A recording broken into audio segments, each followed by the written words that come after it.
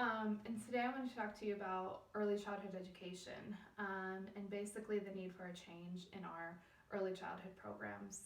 I've worked in early childhood centers, preschools, and daycares for most of my working career and since I was 18. And basically, as soon as I got into the profession, I saw that there was a severe lack of quality in not only education, but the care as well. And when I'm talking about care, I mean just like the most basic human needs that not only every child deserves, but every adult as well. Um, a lot of these centers that I worked in, most of the children came from low income families. And to me, it doesn't matter what your financial status is, but every child should receive the same quality of education.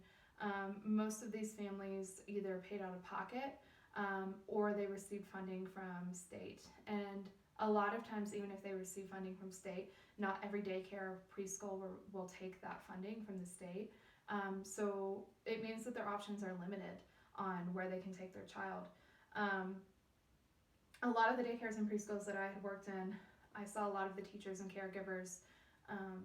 Not only were they undereducated, I was as well. I had only a high school diploma, and most of the time that's all that's required of them. But not only were they undereducated, but they also just didn't have a passion for children.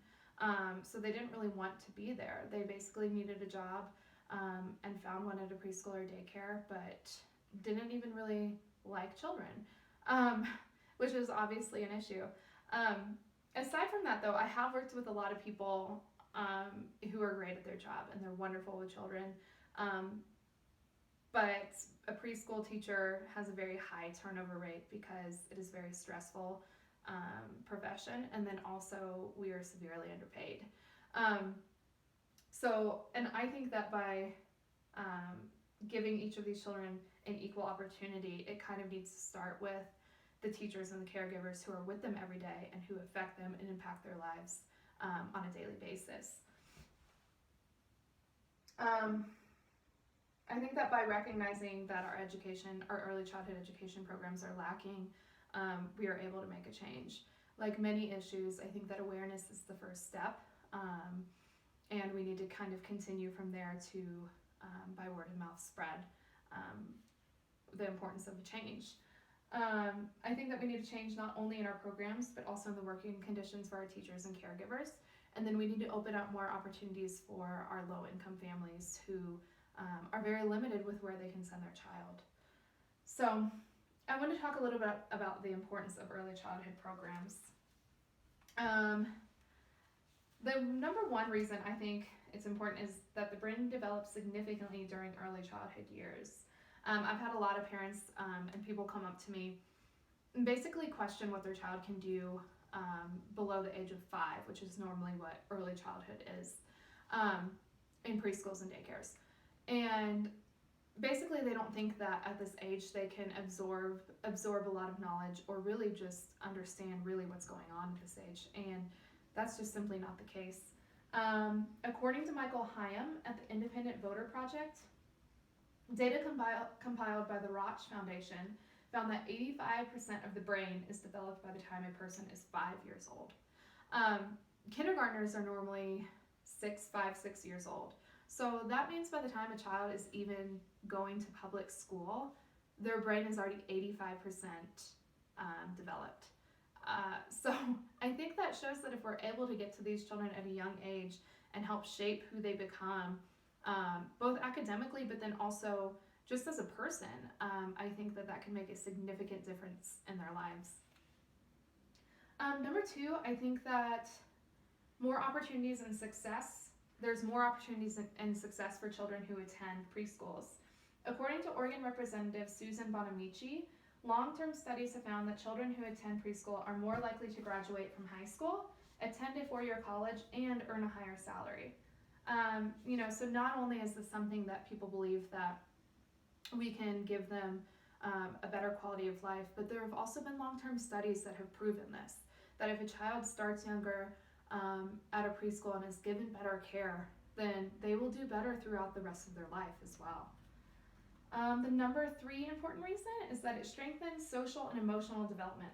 In early childhood years, attending a preschool or daycare can help strengthen social and emotional development that carries into grade school and into their adulthood.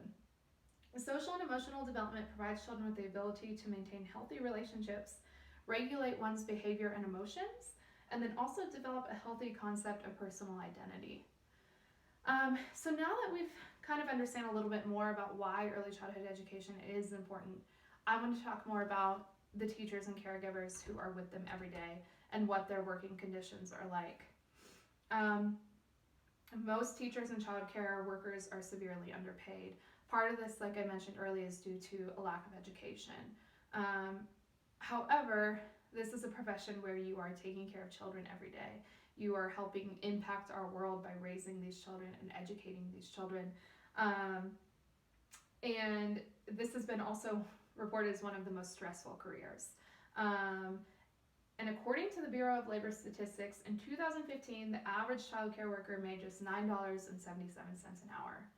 And I don't remember what the hourly wage is in Colorado, but I don't think it's close. I think it's kind of close to that.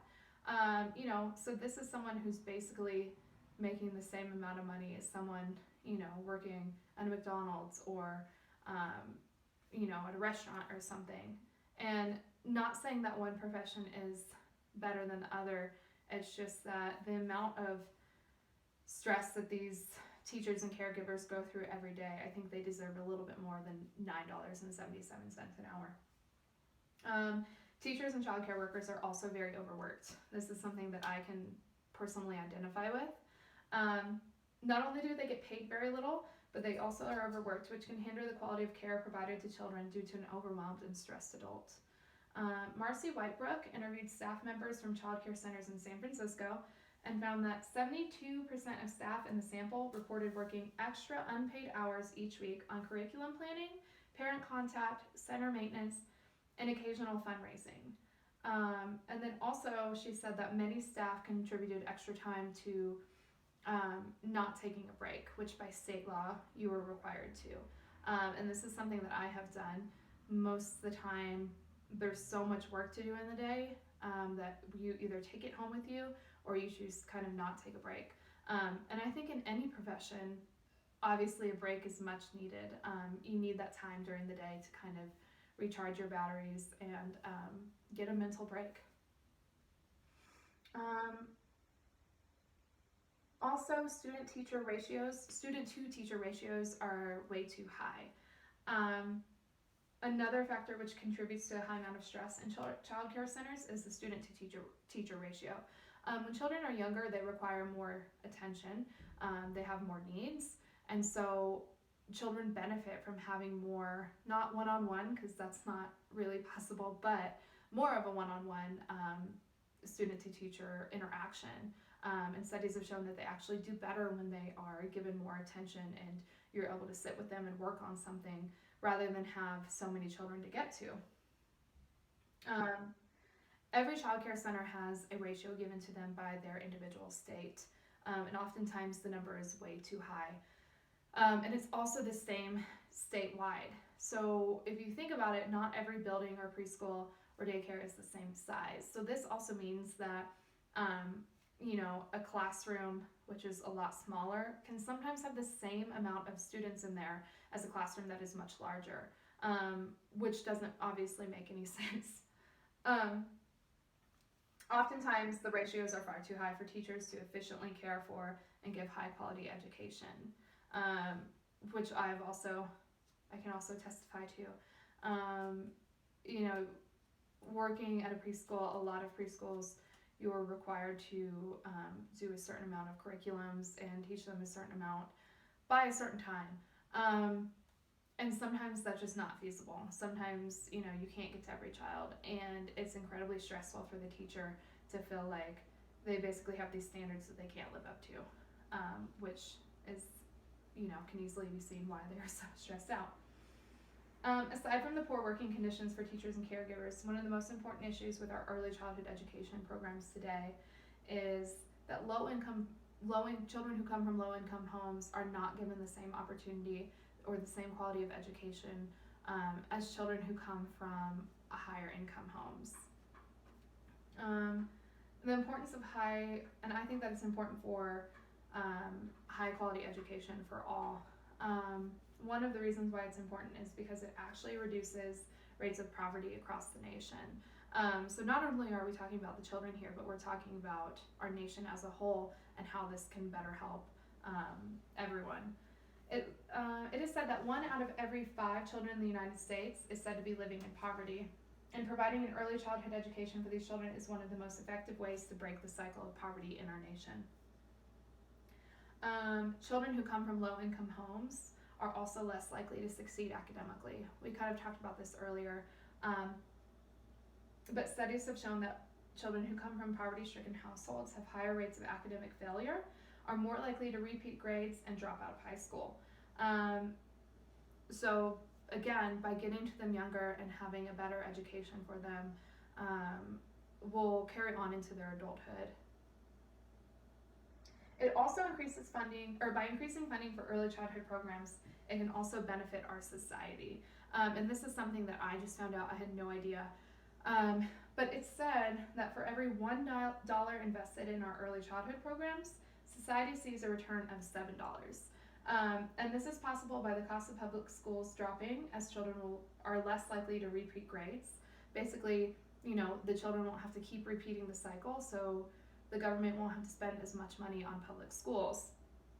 Also, crime rates would decrease as poverty decreases. And this is seen by, if poverty is decreasing and crime rates are decreasing, that means not as many people will be going through the justice system, so they don't have to spend as much money. And also, more income is contributing to the tax system. So as these children grow up and they get a better education and they get a better job, they'll probably have higher earning careers that will contribute more to the tax system. So whether you have a passion for young children or not, I think it can be shown that it doesn't only benefit, their early childhood education doesn't only benefit them, but it benefits you as well. It benefits our society. And like I said, the first step in making this change is awareness, but if we only stop there, then nothing gets done. So I think by spreading awareness and by telling people the importance of early childhood care programs, and fighting for equality for all, regardless of your age, regardless of your career, and regardless of your financial status, we'll be able to better these children's lives, we'll be able to better the lives of our child care workers, and then also just help our world as a whole. So, thank you.